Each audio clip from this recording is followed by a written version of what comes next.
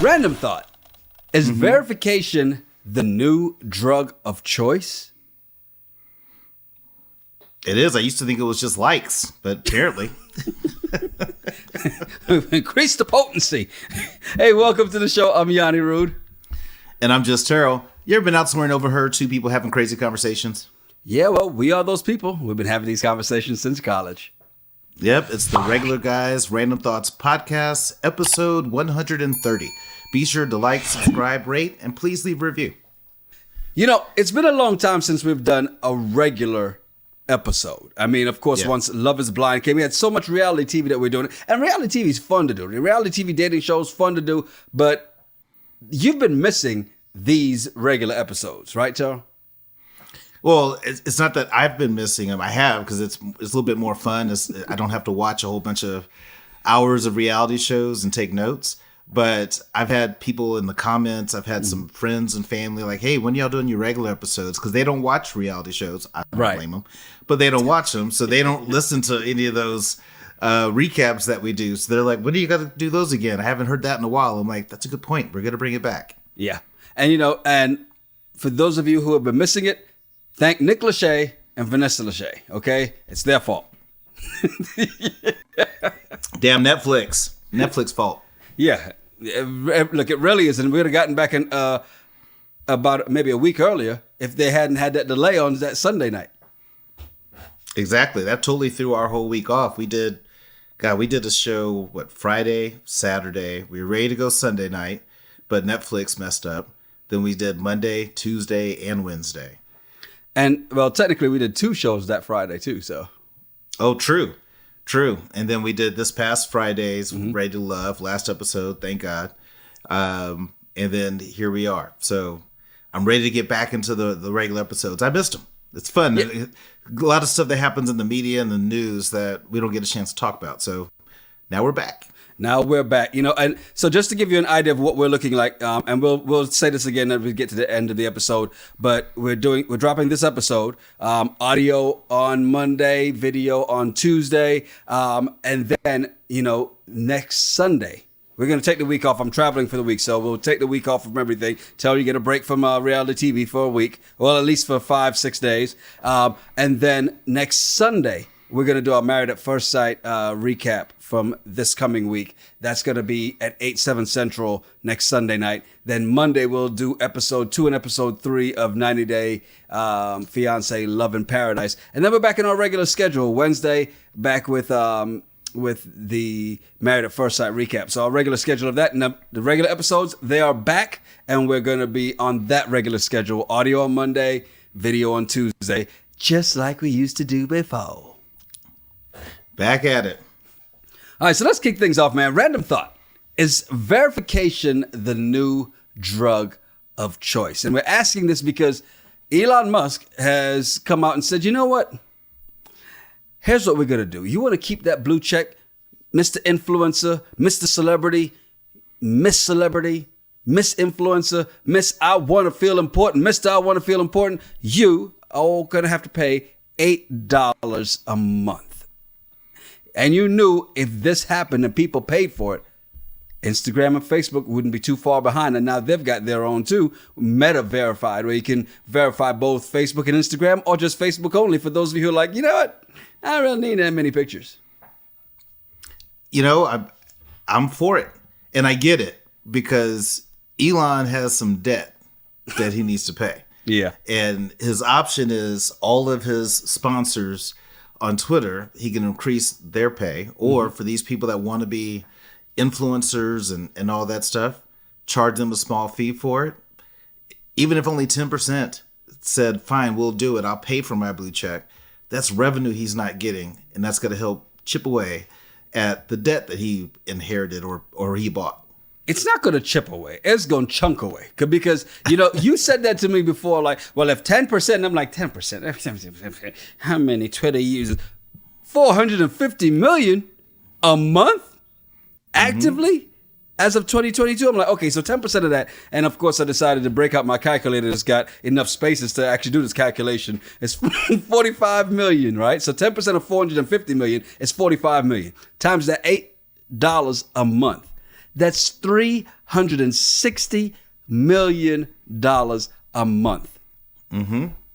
Whoever gave him that idea should be getting either 1% or even 0.5% of that revenue a month, which would mean $3 million or $1.5 million a month in compensation just for coming up with that idea. Because I'm sorry, when you put it that way, that's 360 million reasons every month to say, you know what, y'all mothers need to pay for this blue check. Yeah, but it's blue magic. But I get it, and I think there are those who are going to say that they don't like it. Mm-hmm. Great, don't get it. Don't pay for it. Don't be verified. But I think for people who are content creators and people that want to be influencers, this is important to them and to their brand and to be able to build it. Awesome. This is what you got to do. This is the price of admission. Mm-hmm. And it's what? $8 for Twitter a month. So if you are an influencer, you have hundreds of thousands of subscribers on your platform, you get, hundreds of thousands, 1 million views. $8 a month is not going to be anything to you. And if you don't like it, great. Go to Patreon, set up an account, and do it that way instead of doing it on Twitter. But I think it makes business sense. You might not like it personally, but to me, it makes business sense. And if I was in their situation with the amount of money that Meta's had to lay off so many people. Mm-hmm. So they've been losing revenue for the last couple years. Mm-hmm. And then you look at all the headcount that they lost and the impact that's going to have on their business and their brand. They got to figure out a way to make some money. And I'm like, you know what? This makes sense to me from a business standpoint. It did not make sense to me at first. I mean, I understood why they would do it, because if it's the basic concept of business, supply and demand. Okay, the demand is high for that blue check. People were fiending for that blue check. I'm trying my best to get the blue check. Well, okay, if the demand is that high, I've got the supply. I control the supply. So therefore, here's how you can get what you demand, what you require so much, what you aspire to have. I can give it to you for the small fee of $8 a month, or if you're Meta, for $15 a month. And that's on both, right? So you have this, and I get it. And here's the thing about what Twitter does. Twitter is giving you more characters. They're not holding mm-hmm. you to the, what the common folk have, just a couple of characters to use. That you get more. You get to edit your tweets longer. There's so many, a couple other benefits to it, right? And you had to know this was going to come to Meta as well once they saw Twitter successful with it. Plus, they gave you a chance to make money. They allowed for you to have people subscribe to you. Do you think? Because everybody that people you follow says so-and-so is now is now open for subscribers. You're like, yeah, I'm not paying any extra money for extra content sometimes, right? Well, here's the thing about it. If you want it, you're going to do it. And if you're going to make it, then understand they're going to get that money back, or they're going to tax you. That tax is now that blue check. You got to spend money to make money. And on Twitter, they're asking for $96 a year. Mm-hmm. That's it. $96 a year. For Meta, if you want to get on Facebook and Instagram, it's $180 mm-hmm. a year. But the amount of revenue that you could make and the benefits of what you described is that you'll get more organic growth to your platform mm-hmm. because they're going to start pushing more stuff out because you are a paid member. I think win-win for everybody. I will say, I do like what NPR did. NPR said, you know what? This is our last tweet. We're not doing this anymore. We're done with Twitter. Why? Because Twitter has taken it upon themselves to classify certain businesses in ways that they wanted to. And one of the things they had was like state-run media. And it's like, you know what? We're not doing that. And because there's some political bias in here, right? So if that's the case, I get it. And at that point, you go, you know what? We don't need Twitter to do this. And they just said, this is our last tweet across all of our platforms. This is it. Nobody uses it after this. Now, personally, if they want to use it on a personal side, and I see nothing wrong in their decision to do that, because if you feel it is a political move, hey, that's not what we do, and you back away. True. And, I think to myself, God, when was the last time I saw a tweet from NPR that changed my life? Never. So That's because you don't watch Tiny Desk concerts. I mean, come on, No. those things change everybody's life. No, so to me, I don't care, but I think NPR has their right to be able to do that. You want to go someplace else, great. Because the reason I'm not a huge Twitter fan, it has nothing to do with the what they're charging for the blue check. When you look at the content, there's so many news organizations, different media groups that put stuff out that's fake, or it's not real, it's not really well vetted, and then millions of people take it and run with it. And all Twitter is just this big argument back and forth on a lot of stuff. Every now and then on my timeline, I come across some, either content creators, celebs that maybe I follow, sports people, or I'm like, oh, that's a cool story. I want to be able to see that. But a lot of the other stuff is junk. And so if this minimizes the junk for people that say, I don't want to participate in this, to me, thank you. I'm happy for that. Well, it's going to be interesting, man, to see. Now, are we going to see more of these memes that this mother paid for Twitter? But like you said, though, if it's a business decision, it makes sense. I didn't look at it from that space because I look at it like, yeah, the blue check's not that important, but it is to a lot of people. So therefore, it's going to be interesting to see how this plays out. And it was also funny to watch all the celebrities. Wait, so I don't have a blue check anymore? Okay. They were all in their feelings on that. As we kick over to politics as usual, this is interesting here. And I kind of have a feeling I think I know where you're going to go on this, because you and I have had a number of discussions, not on this, but in something closely related. And it's this plan that's coming down from the Biden administration that supposedly has a plan that incentivizes people with bad credit scores and being able to purchase homes. But at the same time, it's also punishing those with good credit scores. How's this even possible? Yeah, not a fan. Not a fan of this plan at all. And I get what it seems like the Biden administration is trying to do is trying to help either the middle to lower class be able to get into home ownership, because we know how important home ownership is to wealth, prosperity, growth, and how we can end systemic racism and a lot of these different issues that people have had that due to generations of financial challenges. I get that. I don't like the idea that, hey, Yanni, you worked hard and you saved up money and you paid off your bills and you bought what you could afford and you got a house and your credit's good.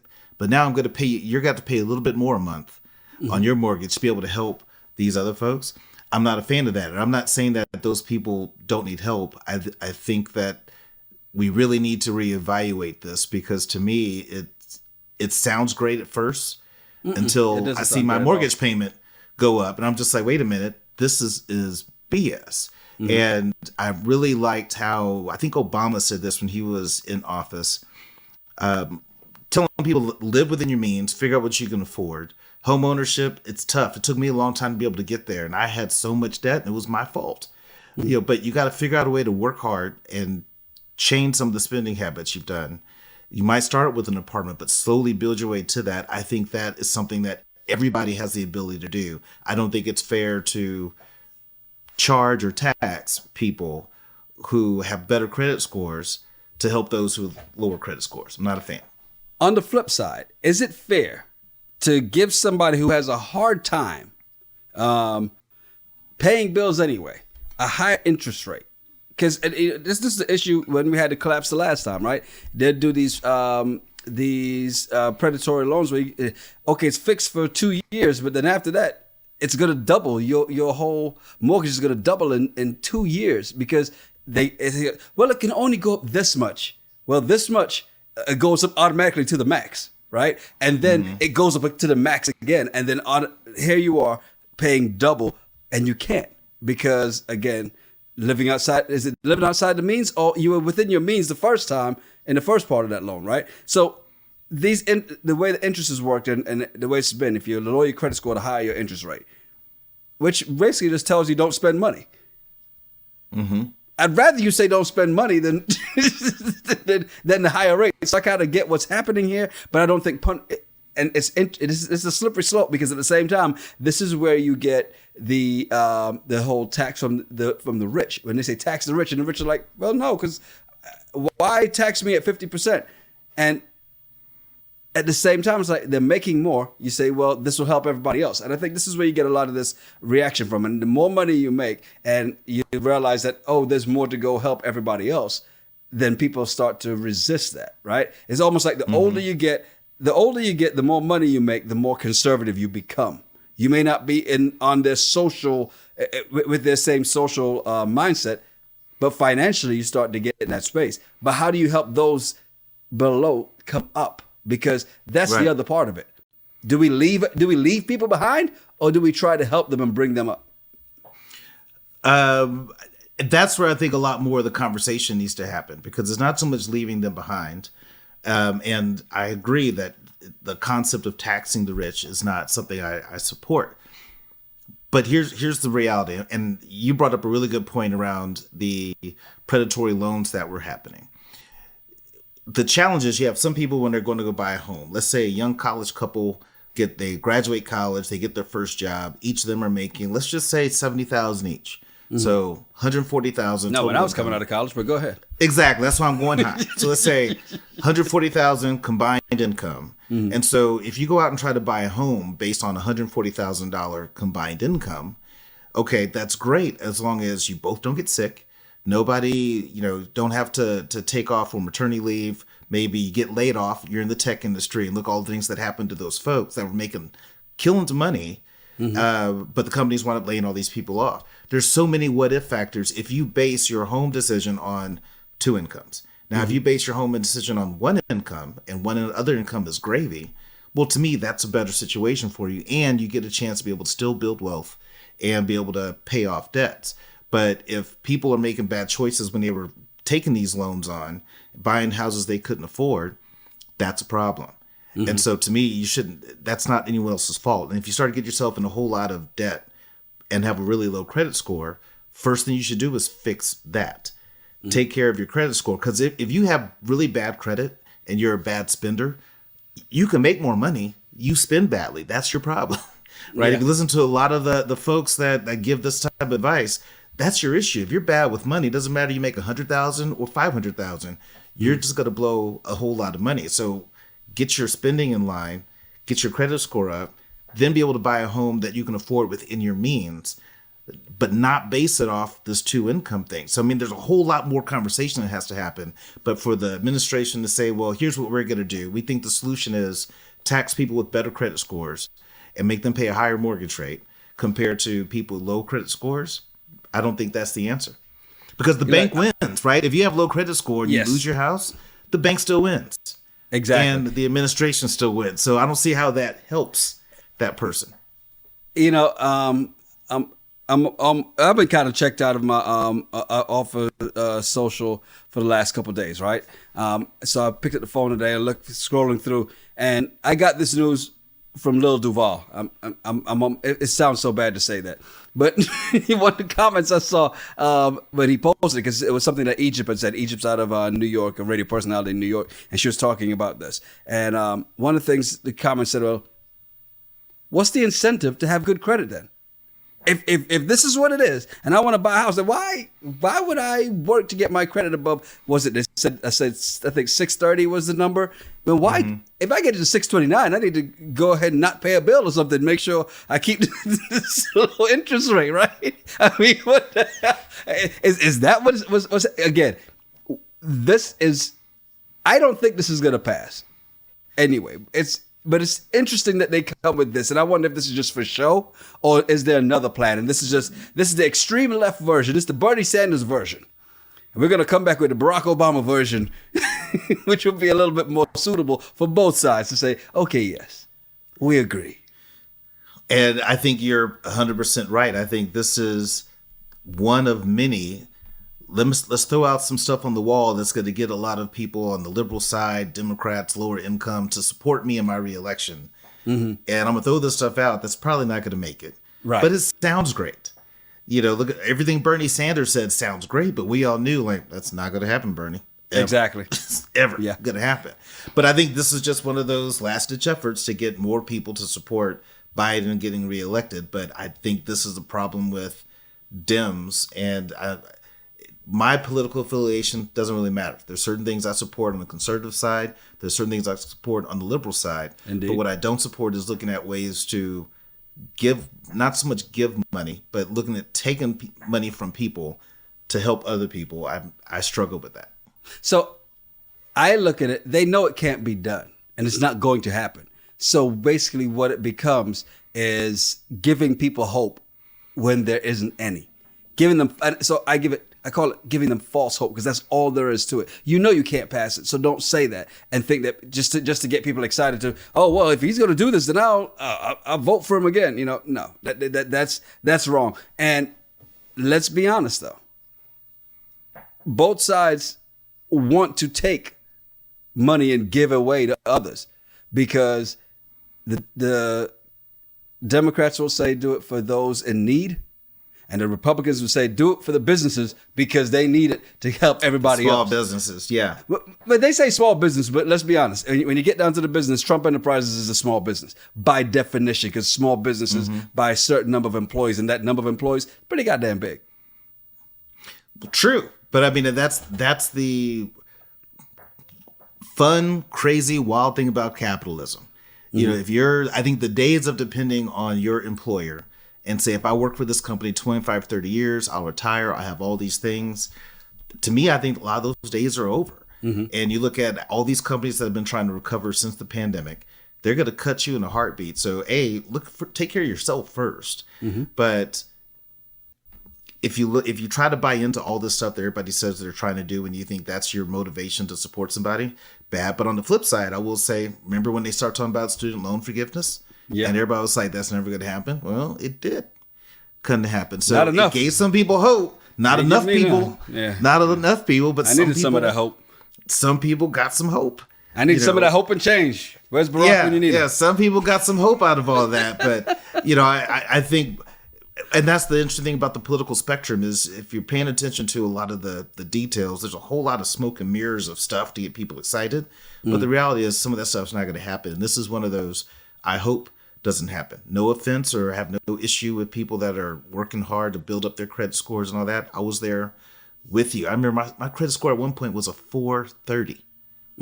430 at one point in my life. That's a time, not a credit score. Yeah, it was like, yeah, I didn't even think about trying to apply for credit cards. They're like, don't you even fill this out. You don't even want to try. You know, when you go shopping, they ask you, would you like to apply for a credit card? They would like look at me, pull my name in the system, and be like, how are you paying today? Is this cash or credit? No. Put that down, please. Put that. Yeah. Take the pen and walk away. Yeah. Have you heard TJ Marshalls and TJ Maxx is having a sale? I'm sorry, sir. There. We don't do layaway here. Have you tried making your own clothes? You look creative. So yeah, my stuff was bad, but I worked hard to get it up there because I knew I wanted to own a home. I wanted certain things in my life, and I had to do it. I wouldn't feel good about myself if I was able to get this stuff because people who have better credit scores helped me out. Right. Here's something that's very interesting as we get into For the Love of Sports. The story, and this story is great. We're hearing a lot more about it now, and you're going to hear even more about it because there's going to be, I think, a movie coming out about it, a TV series about it. And who we're talking about is the one and only Nicole Lynn. Who is she, you say? Well, she is the agent of Jalen Hurts. Right? She's a former OU, she's an OU alum. Now, Jalen Hurts was at Alabama. He was quarterback at Alabama. He ended up leaving Alabama after he lost his starting position, went to Oklahoma. And after his last game, Nicole Lynn slid into his DMs. Now, usually when the story begins that, it either goes left or it goes right, but that right is dealing on a personal side. This was strictly business, right? Because she slid in his DM and said, hey, have you picked an agent? If not, I'd love to link. She even said, look, I didn't think he would even see it. I had no idea whether he would see it or not. He did. They spoke. She became his agent. And fast forward to last week, 5-year, $255 million contract extension, including 179 guaranteed. Yo, kudos. Whether you think Jalen deserves that or not doesn't matter. Well, we know what you think by just saying that. Well, no, I'm just saying whether you think he needs to be the highest paid quarterback in the NFL right now, it doesn't matter. It's a phenomenal story. Yes. And I think it's about timing, because when he was at Oklahoma, his draft stock dropped after he left Alabama. Yeah. Because people thought he wasn't going to be that good. And even at Oklahoma, he had to still make some adjustments to his game. But no one was looking He's a at him Heisman as candidate there, though. He was, but overall, they weren't looking at him from that standpoint. I mean, I'm a Longhorn fan. Colt McCoy was a Heisman candidate. Never. Okay, touche. Not going to get $255 million as a starting quarterback, for an organization. So just because you're a Heisman candidate doesn't have to do it. But I think her timing was really great. And you think about where Jalen is in social media. Right. She met him where he lives. He's in social. He's on Instagram. He probably gets these messages all the time. And I'm sure that her profile, because I'm sure he looked at the message and then looked at her profile, and her profile had things where he's like, I connect with this. You're in a sorority. I'm in a fraternity. You have this, you have that. Okay, you know what? Let's talk. What's the harm in talking? And kudos to Nicole, because I'm sure when she went to talk to him, she had a plan. So slide into the DMs for business opportunities is actually positive if you have a plan. Yeah. She said, look, she told him, I'm a woman. People are going to overlook me. People are going to doubt me. They're not going to give me the due respect, but I'm overcoming it just like you do. Because like you said, people were overlooking him, right? And he said that, that first face-to-face interaction, he was like, look, that's where we really hit it off. They had the same type vision. They connected on the commonalities. And I think that's where knowing, key point though, she was on her shit. Right. Right. She was about her business, and slide into people's DMs if you're trying to get a business opportunity, but have a plan and be prepared. If they call you and say, can you meet Monday? You have all your stuff together. You can't meet with them Monday. Be like, yeah, so here's what I'm thinking. I have a dream. Let me just tell you how this is going to map out. But she did it in a way where she connected with him. And look at how he's built his whole organization around him. A lot of them are really strong Black women, talented, educated, smart, and all about their business. So kudos to Nicole Lynn. I can't wait to see how 50 Cent does it, does the story. And I'm curious who he's going to cast as her. The good thing about it is that I'm sure she's going to be heavily involved in it as well too. She's now the new hot commodity, right? And in that space, it's great to see. Because think of it, when you think of NFL agents, you think of Drew Rosenhaus, right? You think of these white men who are ruling it. Now you've got this black woman, which people like, what do you say, a double minority, right? And she is there making these deals. She's even said at one point in time, I think it was NBC she was talking to, said that team security kicked her out of a player's hotel because they thought she was a girlfriend trying to sneak in. So, because she's an attractive woman, but again about her business. So if you're sliding into DMs and shooting your shot, because this is where a chance where shooting your shot really paid off for her, right? Key thing, being on top of your stuff. She was already an established agent, but of course not with the big NFL contracts or big NFL stars. Now, she's gonna have a better chance with that, and especially even now with college and high school students, because now you get the chance with the NIL deals. Ooh, agents are really gonna rack up a lot in this case. They are, and I could see her growing a whole organization, being able to teach other young female, even African American, but I'll just say female in general, but young females to be agents and how to go in there and be a boss in the room. And everything about her, everything you read about her, she is on her game. She's impressive. Yes. And she jumped into this male-dominated field and pulled off some things that people who have been in the game for decades could not have done. And so now this deal that she got for Jalen is going to open the door for so much for her and her organization. And I applaud Jalen for giving someone the chance, because a lot of times when you get to this level or get to his level where you have agents you can go after, you try to go after who's got the biggest deal for someone else, right? Who's the big name. He went with somebody that, hey, you're not big yet, but you believe in me, I can believe in you.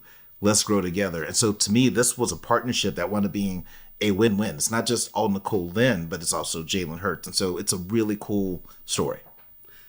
I will correct you on one thing. Not just women. If I was a young young man trying to be an agent, I would want to learn from her, because True. A lot of those male agents, their path was a lot easier than what she had to go through. And I think just understanding there's so much to learn from what she can do. So yeah, definitely kudos to her. Kudos to Jalen Hurts. You got lucky in the NFC Championship game last year, so won't happen again. Well, okay. What? Stop it. I mean, it could happen again, because things are looking good for your 49ers anyway. Didn't I read that they're looking at getting rid of Trey Lance? Don't believe what you read. Jimmy G.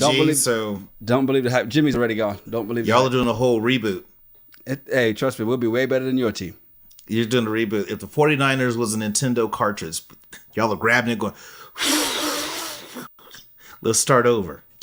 Well, if the Saints are a Nintendo cartridge, it's like,